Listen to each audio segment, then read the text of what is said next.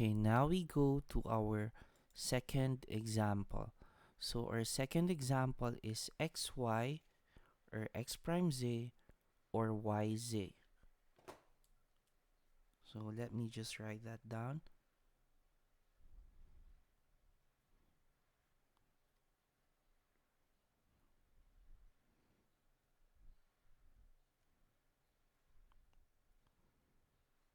There. So the first thing we're going to do here is, this is actually trial and error. If you're trying to reduce your number of literals, you can do whatever step you would like to do, and it doesn't mean that the solution I am presenting here to you is the only solution to the problem. There might be only just a couple of possible answers, but there are several solutions that you can do as a workaround to reduce this or other Boolean functions to a minimum number of literals. Now, for me, what I would like to do here is, of course, this has been solved prior to the presentation already. So, the first thing I would like to do is to add or to emphasize that the third term is the same if I AND it to 1.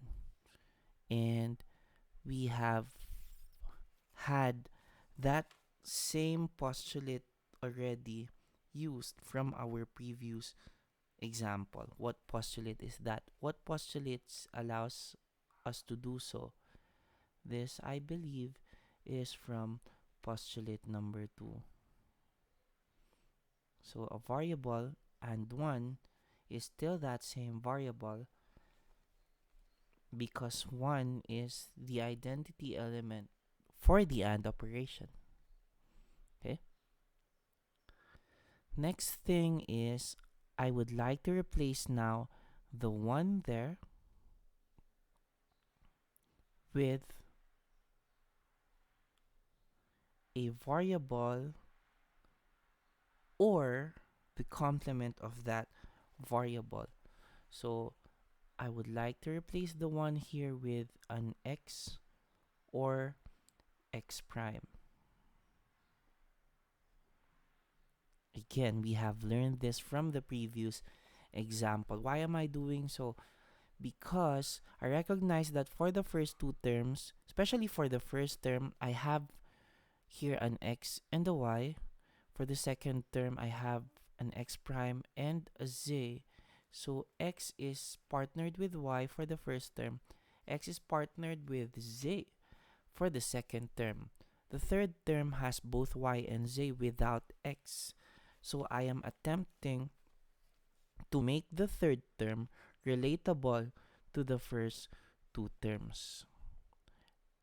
If you're going to just try this or consider this as a part of your trial and error procedure, then no problem, because that's the way it's supposed to be done. You will be doing some trial and error.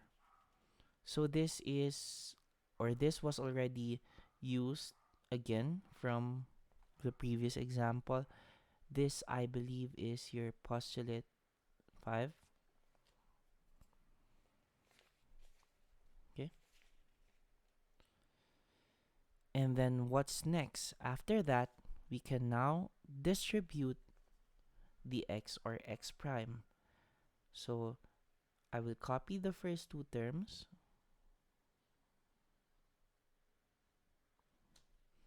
And then I will distribute the x first. So this is x and yz. Or x prime and yz.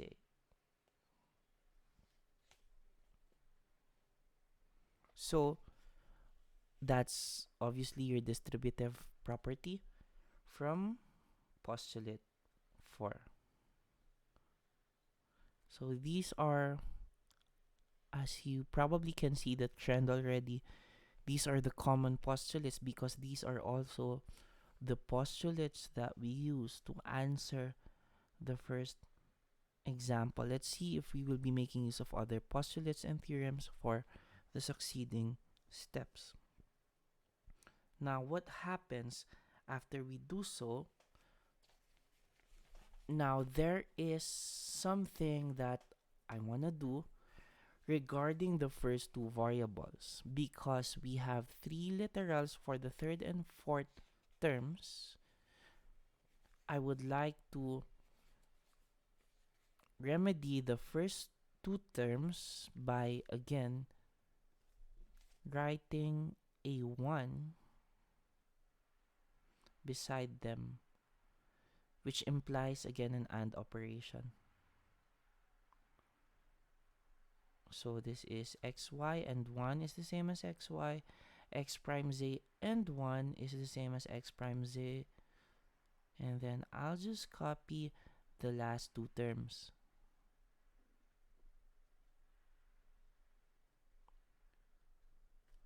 There. So this again is postulate 2.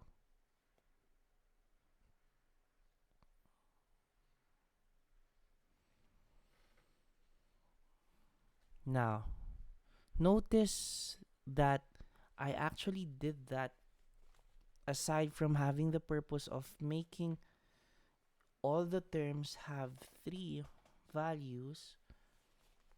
I can now also see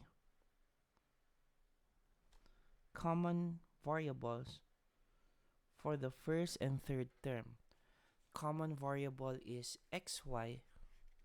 So I am now going to, I'm now going to attempt to factor out the xy. Factoring out is of course allowed because it's a part of the distributive postulate, only done in reverse, right? So this is xy 1 or z. So it's done in reverse such that if you distribute this xy and 1, it's now the first term, xy and z is now the third term. So this is still doing your distributive postulate, which is postulate number 4. Similarly, if you look at the second and fourth term, I have common variables again of x prime z. So as you can see, x prime z and 1 for the second term, x prime z and y for the fourth term. Of course, implementing simultaneously your commutative law so you can interchange the variables, it doesn't matter. So we can now factor out the x prime z from the second and fourth terms, which will now give us inside the quantity 1 or y.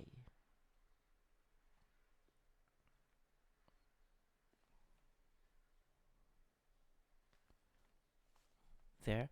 So what we basically did is just the reverse of distributive property. That's postulate 4.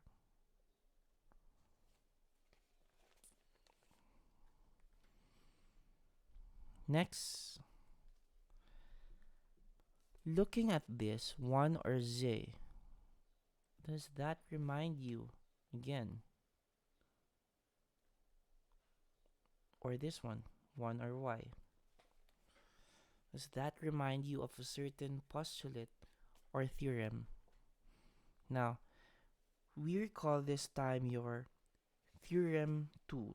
So I think this is the first time that we're going to use your theorem 2. Remember your identity theorem or identity postulate rather, that 0 is the identity element for the OR operation. What about if we do not 0 but 1. So what happens if we take the OR to a variable? We take a variable and OR it to 1. So the result should always be 1. I'm actually talking about the recall for postulate 2. If you can recall, for postulate 2, the identity element for the OR operation here is 0. So that if this is 0, this is always x. This time, what I'm trying to say is, what if this is not 0? What if this is 1? So it's the reverse of the identity postulate. So if it's not 0, it's 1. X or 1 is always 1. And that's very obvious because this is an OR operation. Any variable OR to 1 should always be 1. And the counterpart of that, as you may have guessed already, for the AND operation, the identity element was 1. So what if we're going to replace that identity element with a 0? Do we have a property here, or a pattern? And the answer is, of course, yes. If you take a variable and to 0, it's always going to give you 0. No other value, it's always 0 because this is an AND operation. Remember that you need all the variables separated by an AND operation to be equal to 1 for the output to become 1. Hence, if at least one of them is not 1, it's automatic that the output is already 0. So this is your theorem 2. And we recalled theorem 2 because I think it's staring us right in the face. This line has theorem 2, or this line is waiting for theorem 2 to be applied to it. You can see here a 1 plus z and a 1 plus y, or 1 or z, 1 or y. So it's the same as x or 1, it's always 1. So xy, I'll now replace the 1 or z with 1, and x prime z, now replace the 1 or y again with 1. And this is from theorem 2. Oops. I'm messing up my brush size, sorry. Okay, this is from theorem 2. And as you may have guessed already, we can get rid of that one. Xy and 1 is simply xy. X prime z and 1 is simply x prime z. That is, of course, your identity postulate, referring to your identity elements. 1 is the identity element for the AND operation. So that is from postulate 2. And there, I see unique literals here: x, x prime, y, z. So I would assume there's nothing to simplify any further. Final answer is xy, or x prime z. Of course, if you're doing this, especially if you're doing this for the first time, you might attempt to do more simplification, and that's all right. But you will only find out that if you do so, you will be again increasing the number of literals. So it's not just going to be 4. If you apply additional postulates or theorem, you might add up to the number of literals, and you will find yourself going back to this form. So we're not going to do that, of course, anymore. Just trust me on this one.